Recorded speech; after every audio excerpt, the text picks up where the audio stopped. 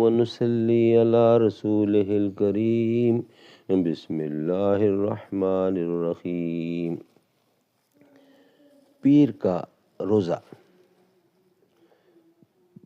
کل سوموار پیر کا روزہ نمبر 1 جسے رکھنا سنت نبوی ہے، نمبر 2 جس دن میں آپ کا عمل اللہ کے ہاں پیش کیا جائے گا، نمبر 3 جو کہ رسول اللہ صلی اللہ علیہ وسلم کا یوم ولادت ہے، نمبر 4 اور اسی دن میں آپ پر وحی کا آغاز ہوا تھا۔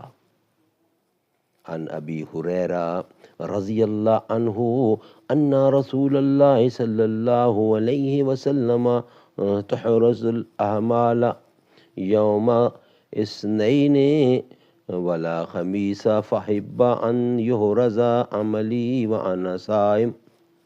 سوموار اور جمعرات کے روزے کے متعلق رسول اللہ صلی اللہ علیہ وسلم کا فرمان ہے کہ ان دنوں میں انسان کا عمل اللہ کے ہاں پیش ہوتا ہے۔